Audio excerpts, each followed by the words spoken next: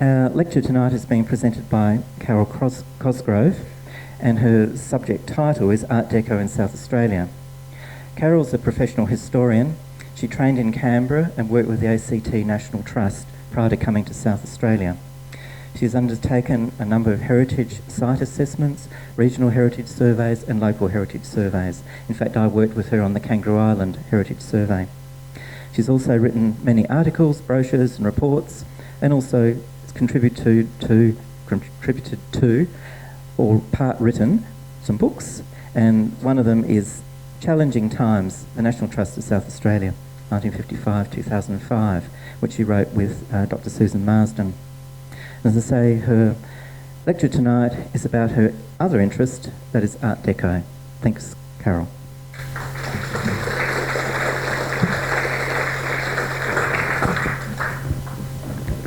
Good evening, everybody.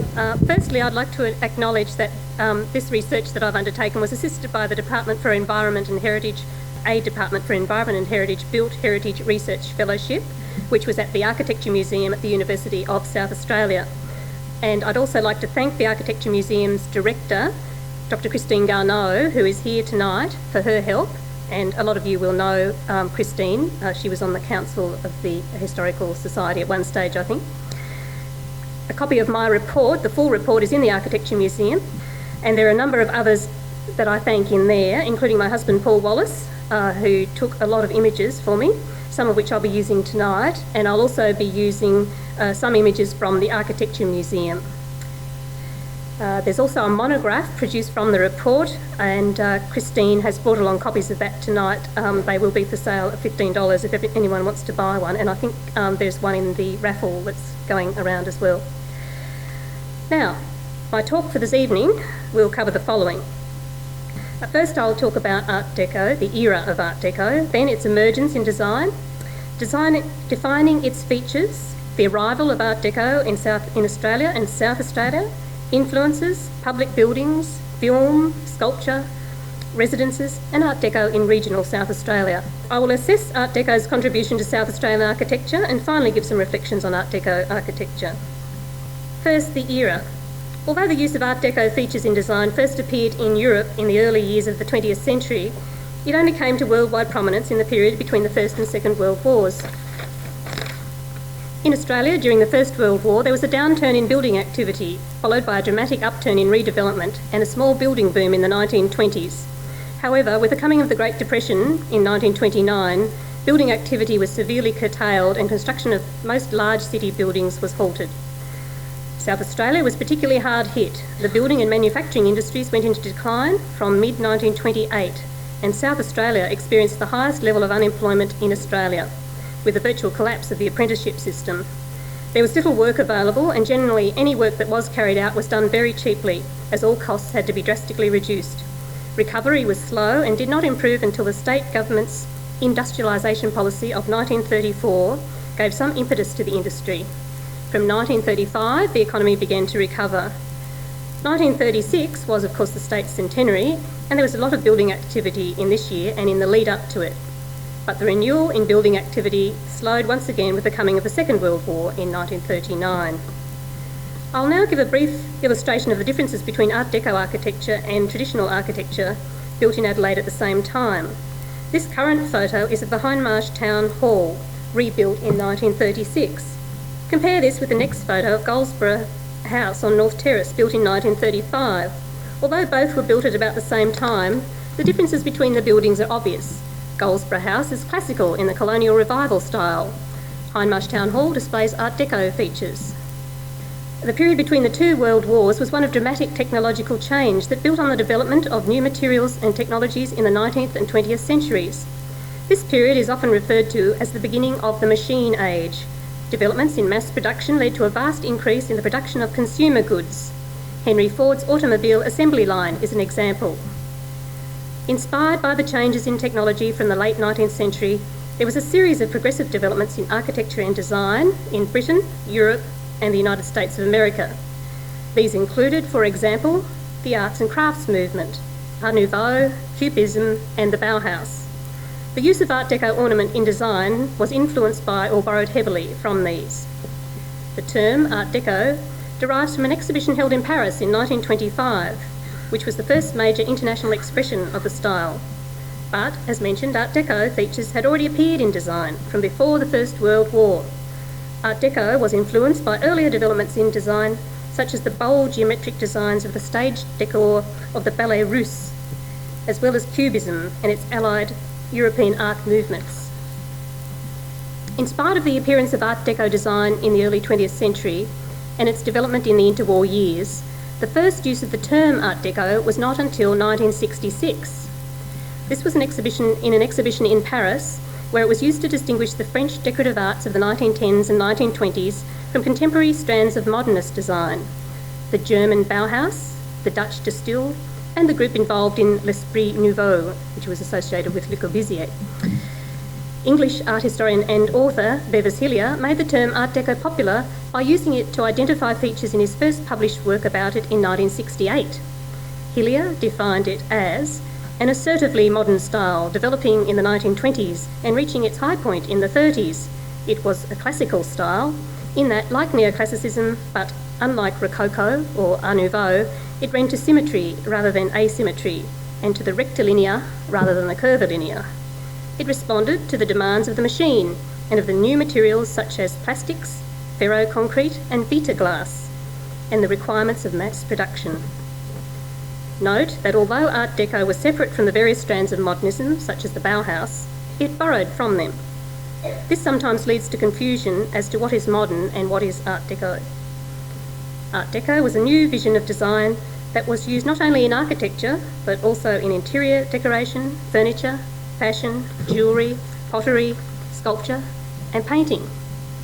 Although my study refers to some of these areas, it concentrates on architecture. Defining Art Deco.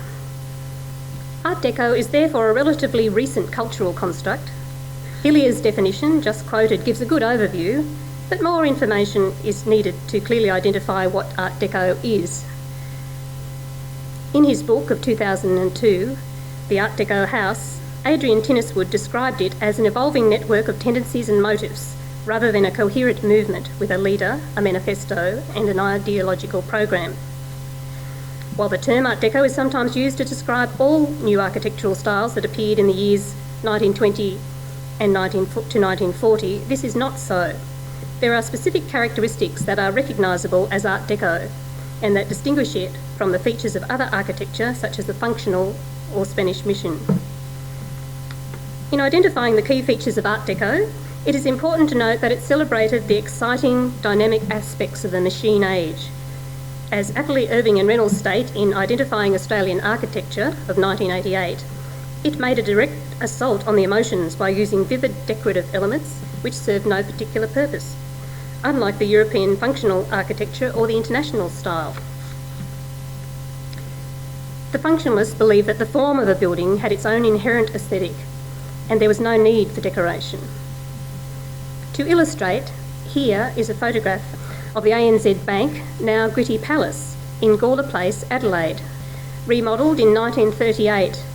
Here we see a stepped scroll roof piece, an exuberant example of how Art Deco design exhibited vivid decorative elements. Here is another example, more subdued. Brighton Council Chambers, also built in 1938 at Jetty Road, Brighton. Straight parallel lines, known as speed lines, usually 3, sometimes 4, were used horizontally, vertically and occasionally diagonally in conjunction with geometric curves. Other features were emphatic vertical piers or fins, a stepped skyline or silhouette, and the use of a chevron, which is a diamond pattern or zigzag motif. Commercial buildings often had a monumental entrance, and there was a concentration of ornament on the upper part of the building, both of which were expressive of verticality. New materials that were commonly used on these buildings were coloured glazed terracotta tiles called faience tiles, vitrolite or Carrara structural glass facing, and ornamental window grilles. Stylised lettering was a common feature, as well as stylised high-relief figures and stylised low-relief ornament. Designers were inspired by the art of the avant-garde with its geometry and abstraction. This included the use of pure forms such as the circle, square or line, and the fragmenting of form and plane to produce dynamic patterns. The new linear motifs were widely used in graphic design, including poster and book jacket design, and were applied as decorative details to buildings and objects. Lettering became more angular and stylised. Here, for example, is the Sansa McDougall building at 64 King William Street, Adelaide, showing Art Deco used in a commercial building. It features vertical piers and geometric designs in the window grilles of the second-storey windows. There are fluted panels between the window levels. Other geometric designs in the rendered facade include a zigzag pattern in the decorative band between the piers, high on the main elevation. The name of the company appears below this in stylised lettering, and there is a chevron symbol below the lettering. A circular pressed cement motif in the shape of a horse is above the company name at the centre of the parapet. The architects for the new facade were Philip Claridge and Associates, one of the leading South Australian interwar architectural firms, who designed and supervised a variety of buildings statewide. The Sansa McDougall building was the first of the firm's designs to exhibit Art Deco features. The original stationer's building was classical in style and was refaced in 1933 to a design by Claridge in association with Lionel Gregory Brewer and Norman G. Fisher. Such a makeover epitomises Art Deco, as it shows a modern facade with distinctive Art Deco features, replacing an earlier classical facade in a commercial building to make it more attractive and expressive of optimism for the future. And this was during the Depression, don't forget. The fountain and sunburst motifs were commonly used on Art Deco buildings and structures. The fountain motif was dominant in the 1920s and the sunburst in the 1930s.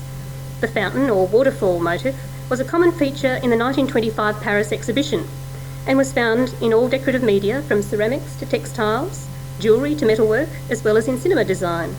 It was transmitted to an international audience via Hollywood films, as, for example, Metro-Goldwyn-Mayer's Our Blushing Brides of 1930, where curvilinear cascade motifs appear in the background grille in the fountain scene. Here we see a fountain motif in the fireplace surrounds in the foyer of the Capri Cinema. This cinema opened as the New Goodwood Star Theatre in 1941 and was named the Capri in 1967. Much of its interior has been restored by the present owners, the Theatre Organ Society of Australia, South Australia Division. It was designed by Adelaide architect Chris A. Smith, who I will say a little bit more about later. Similarly, a stylised sunburst motif was seen in many contexts. The sunburst motif reflected the importance of sunlight and fresh air to health, as many people moved from populated city centres to new and healthier suburbs. Representing the moment of dawn, the sunburst was also a metaphor for the future. Here is a sunburst motif shown in the internal doors at Hindmarsh Town Hall, 1936.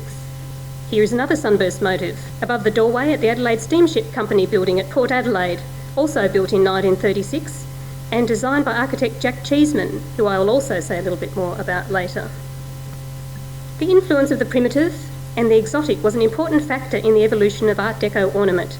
It stemmed from a growing interest in the subject among collectors, artists, designers and museums in the early 20th century. Several large exhibitions at the time provided rich displays of visual source material. Art Deco borrowed haphazardly from various art forms including Egyptian, African, Oriental and Cubist. The Egyptian style came into vogue following Howard Carter's discovery of the tomb of Tutankhamun in the Valley of Kings in Egypt in 1922.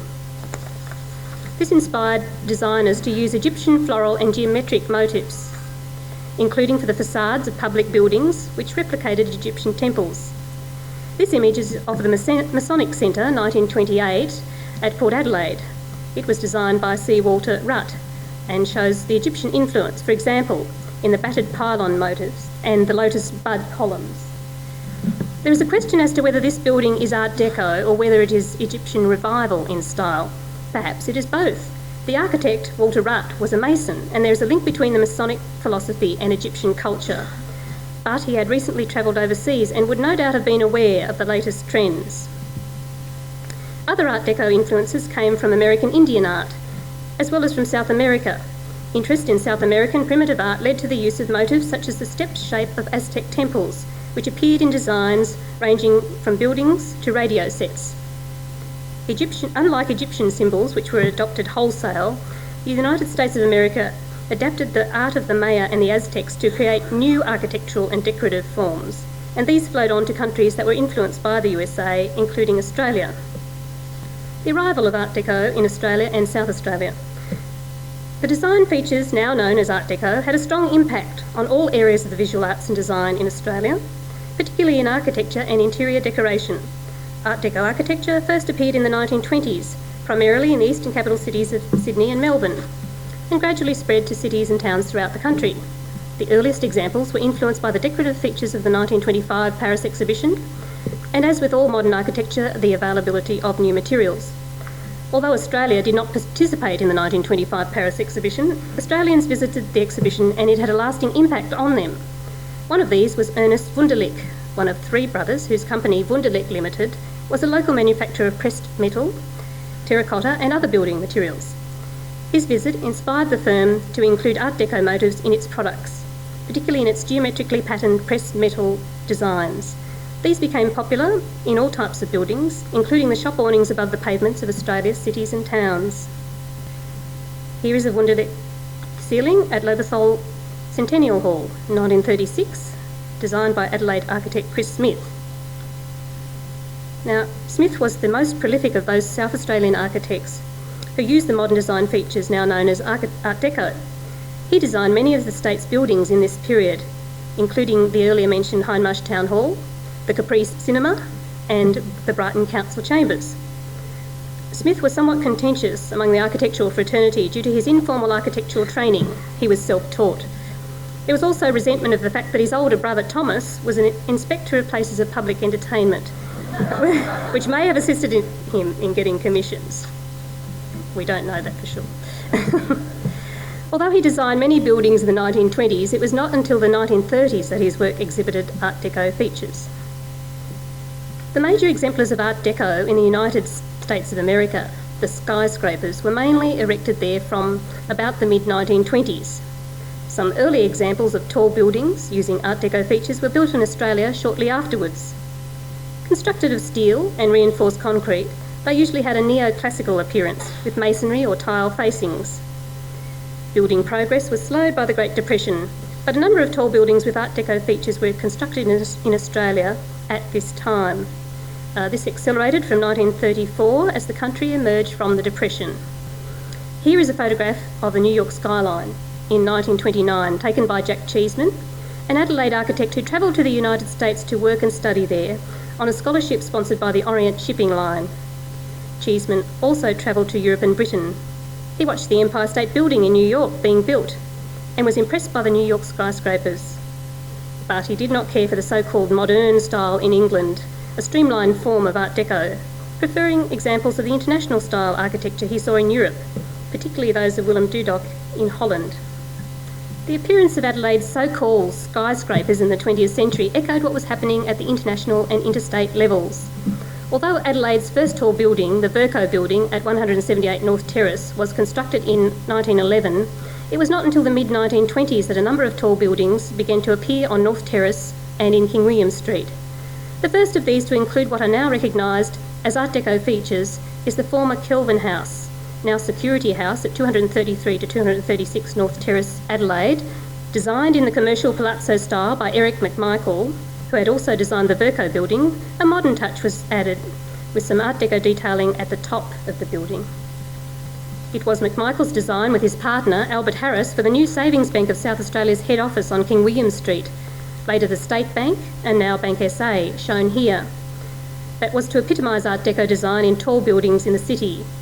The new office building was McMichael and Harris's largest ever commission.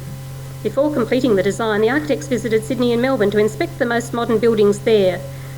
The bank's verticality, recessed facade and step patterns above the entry and at the skyline earned it the colloquial title of the radio cabinet because of its likeness to the new wireless sets of the day.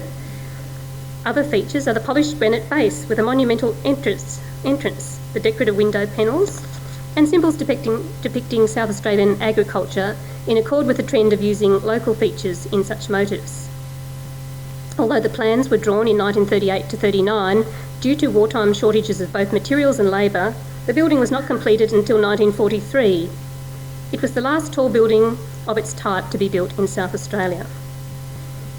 Influences included local and international magazines. As well as influencing architects in other Australian states, these were a major source of information and ideas for South Australia's architects. For example, Jack Cheeseman read the US magazine Pencil Points, which most architectural students in Australia bought. The local magazine of the 1920s, The Builder, which later became Building and Construction, incorporating The Builder, focused on the more practical aspects of construction and advised of successful tenderers for buildings. However, it included articles on developments in architecture and new materials, and it regularly featured descriptions of buildings under construction or recently built, such as the West Torrens Council Chambers at Sir Donald Bradman Drive, Hilton, described as a building of modern design. The council chambers replaced the original building on Marion Road, built in 1888.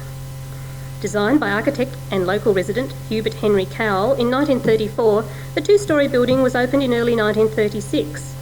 Constructed of rendered masonry, Art Deco features included fluted pilasters with decorative tops on the main facades and a stepped silhouette skyline. A semicircular cantilevered balconette with chrome-plated curved balustrade is supported on curved brackets above the entrance. Windows on each side of the entrance extend the full height of the building and display decorative pressed cement grilles. Some local architects who were able to afford it travelled overseas to gain fresh ideas, and I've already mentioned Jack Cheeseman. They generally toured the home country of Britain and England in particular, as well as Europe and the United States of America. These architects influenced others by communicating what they saw after they returned, either verbally or through their writing or building designs. Cheeseman, for example, wrote in favour of modern architecture in a debate on modern versus traditional, published in Building and Construction and in the New South Wales Contract Reporter in 1934. Architects from Victoria and New South Wales also influenced the modern building styles in Adelaide in this period. Interstate architects who designed buildings with Art Deco features in Adelaide at this time included Guy Crick and Bruce Firth of Sydney, who were at the forefront of streamlined cinema design in New South Wales. They worked with local architects Evans, Brewer and Hall to design West Cinema, now the ASO headquarters, of 1939 in Hindley Street, and the Piccadilly Cinema of 1940 in North Adelaide. Another example is Hennessy and Company of Sydney, who designed the CML building shown here. This was built in King William Street in 1934 as Adelaide was emerging from the Depression. The architects designed buildings that were of similar style and erected around the same time in Brisbane, Wellington in New Zealand and Durban in South Africa. The CML building had a mansard roof that was tiled in colours to match those in the Benedict stonework of the King William and Hindley Street facades. Benedict stonework was actually cast cement or artificial stone. Described at the time as a distinctive and colourful interpretation of the Romanesque style, it included neo-Gothic detailing with its lions, vultures and other ornaments also cast in Benedict stone. But its verticality of expression, with the ornaments drawing the eye to the top of the building and its stepped silhouette, places it as Art Deco. Art Deco is strongly associated with film, the most powerful medium of the modern age. The first cinemas were built from the early 20th century, and the increasing popularity of film in Australia led to cinemas appearing throughout the country. The exterior designs of those built in the 1920s were generally classical, but by the 1930s their construction reflected the style of the movies they showed. It was the era in which the film industry flourished in the USA, and its films were distributed around the world. Australians attended cinemas in their thousands, and it was in these films that they saw Hollywood's interpretation of fashionable interiors and so-called Jazz Age architecture. The Piccadilly Cinema in North Adelaide, seen here, was built in 1940 for Dan Clifford Theatres Limited. Clifford was a prominent promoter of the motion picture industry in South Australia.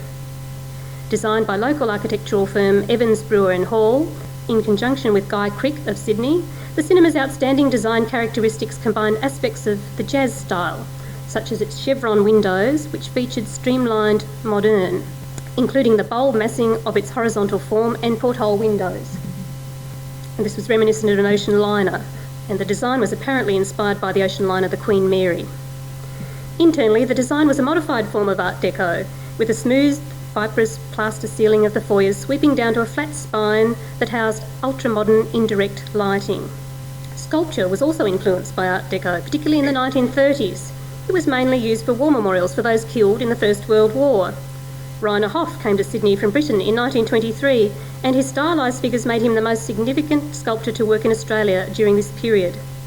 Hoff designed the sculptures for Adelaide's National War Memorial on North Terrace, built in 1931. The structure, however, was designed by Louis Leybourne Smith, a partner in the Adelaide firm of Woods, Bagot, Leybourne Smith and Irwin, and the models were developed by a local firm, A.W. Dobby and Company. Other than the use of stylised figures, the main Art Deco feature is the geometric stepped design of the structure, which continues through to its apex. This is another striking example, as its 1927 design is early for Art Deco.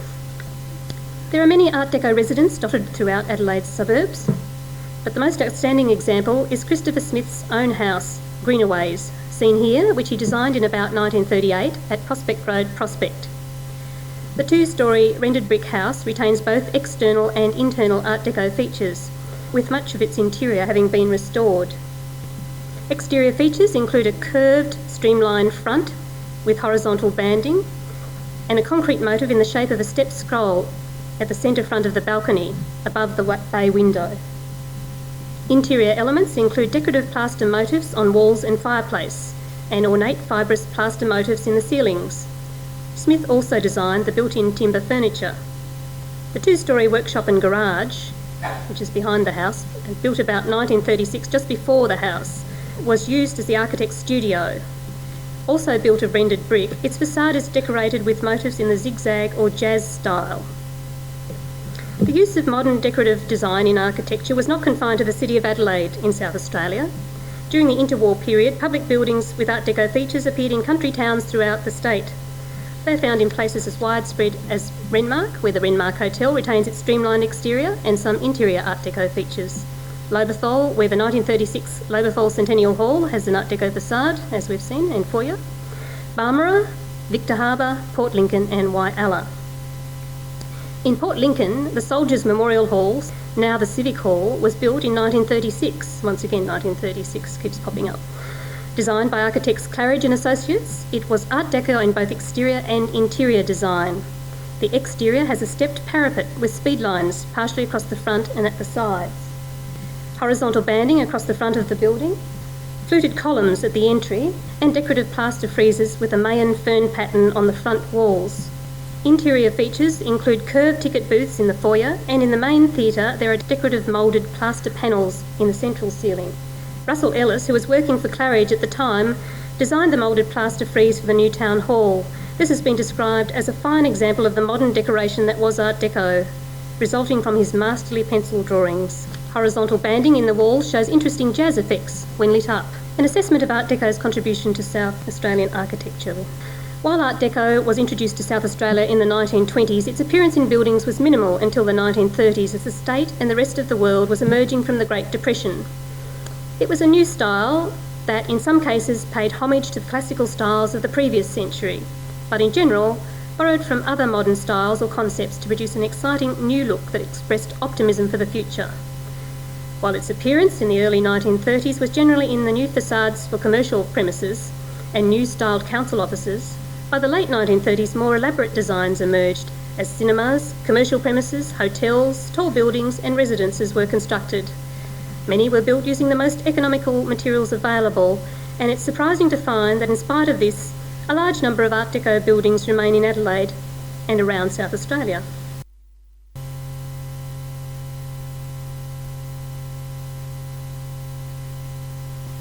Another was F. Kenneth Milne, a prominent interwar architect and president of the South Australian Institute of Architects from 1937 to 1939. This photo by D. Darian Smith is of the Glenelg Ozone Cinema, designed by Milne, built in 1937. It is a surprise to find that Milne worked in this style, as he is best known for his designs in the classical styles, and in his later work expressed a preference for the Georgian style. However, Milne visited the United Kingdom and Europe in the early 1930s and studied theatre design while there. He was supervising architect for the now demolished Metro Theatre, built in 1939 in Hindley Street, in association with Thomas Lamb Incorporated of New York. Milne's preference for traditional materials is shown in the use of stone for construction of the Glenelg Ozone, rather than the more popular rendered concrete. Art Deco features include the streamlined design with projecting fins forming speed lines at each side, their faces lined with chrome, and a neon sign in the shape of a fin with ozone emblazoned on it in stylised lettering. The foyer features a curved marble staircase with chrome finished handrails and a tiled floor. The building continued operating as a cinema until last year when it closed, and its future is now uncertain. Some reflections on Art Deco architecture. Attitudes to Art Deco over the years have been mixed. At the time, the opportunity to design using new materials was hailed as allowing for the free expression of creativity, but it was still seen as important to honour tradition. The author of an article from the local Building and Construction Journal at the time was concerned to ensure the avoidance of extremes of severity and over-ornamentation, and not to offend good taste. Since then, architects such as Robin Boyd and the architectural historian J.M. Freeland have denigrated the use of the jazz style in this period. Views such as these have helped to cast Art Deco in a poor light. However, attitudes have changed over the years and a re-evaluation has led to a greater appreciation of Art Deco. Art Deco can be described as a conservative form of modernism. In the 1920s, this meant a continuation of the traditional styles with some small innovations. It evolved in the 1930s to show emphatically the features of the type we have just seen. Art Deco was a means through which loyalty to tradition could be expressed while moving towards modernity. Surviving Art Deco buildings mark an era of renewal and hope that was curtailed to a large degree by the Second World War. Influenced by the arrival of the machine age, Art Deco design characterised the spirit of the age of this period. Although some Art Deco features appeared in residences and other buildings after the war, the exuberant features of the 1930s buildings were overtaken by a more austere architecture following the war. There are many examples of Art Deco structures from the interwar period remaining around the world, but they are not always valued, and as time progresses, they are in danger of disappearing. It is important that a proportion of these, especially those of special significance, are retained to allow a better understanding and appreciation of the contribution of Art Deco to the architectural heritage of this period. Thank you. Thank you, Carol. What about the pubs like the Renmark Hotel and the Arab Steed and the Whaler pubs and the Royalty down at Theberton? Do you look at any of the pubs at all and their influence? Yes, I did. I have featured both the Whyalla pubs in my report, and I think they appear in the monograph as well. I did mention the Renmark Hotel. I didn't study the Art Deco pubs in Adelaide very much because there is so much. I couldn't believe how much Art Deco there was. When I started, I thought there wasn't very much Art Deco in South Australia, and I found that there was so much that I just couldn't get across it all. So I have been to a number of the Art Deco pubs in Adelaide. There's the Woodville, the Sussex has a bit, yeah. The Royal Hotel. In fact, the Art Deco and Modernism Society has regular meetings and has its Christmas functions at various Art Deco pubs around the city. So, we do value the pubs, although some of them have been changed a fair bit. But I know, Pat, that you've done some work on the Whyalla hotels, and they are the two hotels in Whyalla are both very significant, and I think they have been nominated to the South Australian Heritage Register. Thanks, Carol. Great presentation. Could you tell us a little bit about Burnside Hall here? Well, Burnside Hall isn't Art Deco. I can tell you a little bit about it because, Susan Marsden and I looked at it when we were doing the 20th Century Heritage Survey of Adelaide. We did Adelaide from 1928 to 1945, and I think it was built in 1928, and it was Walter Rutt and Gavin Lawson were the architects at the time. And there was a funny story about this. Is just the front part of it because obviously it's been extended over the years. The architects couldn't agree on the design. Anyway, Walter Rutt went overseas, and apparently Gavin Lawson went ahead with it while he was there. And so when Walter Rutt came back, he was dismayed by the fact that the design he didn't agree with had gone ahead. That's as much as I know about it. Is the Chelsea Theatre? Yes. Which I understood was Art Deco, more or less anyway, and was built in 1923, I thought. It may have been called something else. I don't think it was called the Chelsea then, but called the Princess, my wife says. Yes, that's right. But I thought that might have got a mention both on account of its age being a bit earlier than most of these buildings, and also the fact that it is such a hot topic in more ways than one in this area. No, the Chelsea, certainly the Art Deco and Modernism Society would like the Chelsea to be preserved, and hopefully it will be, because it is on the South Australian Heritage Register. But when it was built, it was actually in 1924, and it was a Chris Smith design. It wasn't built Art Deco, and its interior is Art Nouveau.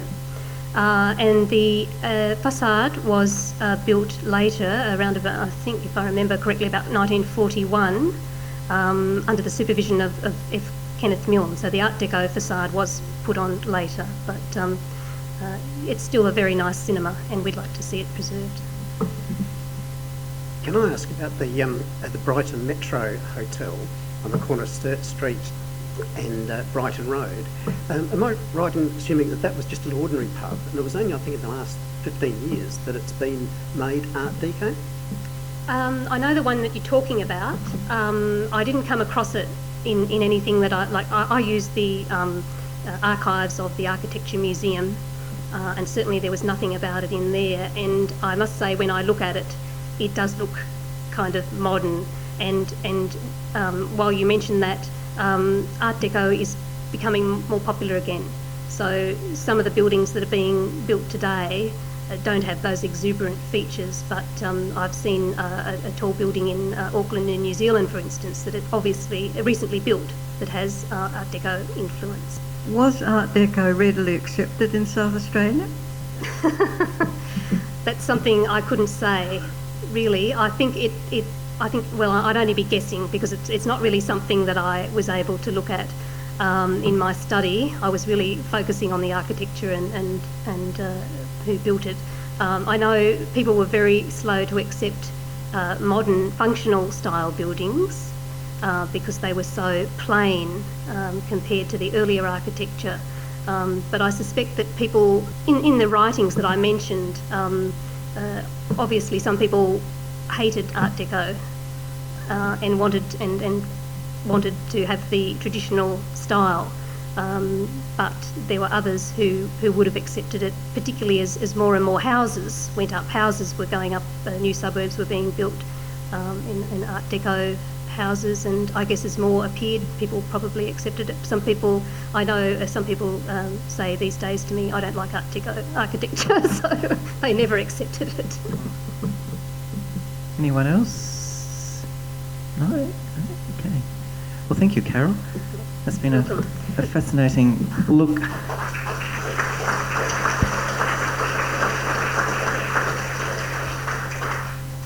A fascinating look at an aspect of architecture in South Australia, which I guess a lot of us drive past certain buildings every day and really don't take a lot of notice of them. Going back to my childhood, one of the earliest Art Deco buildings I remember, which I think a lot of people here may remember too, was the George Bolton building on the corner of Greenhill Road and Fullerton Road. And what got me wasn't so much the design of the building, which in itself was quite unusual, but it was the colourings of the building. The paintwork too was quite adventuresome, I've got to say. So thank you, Carol. It's been most appreciated.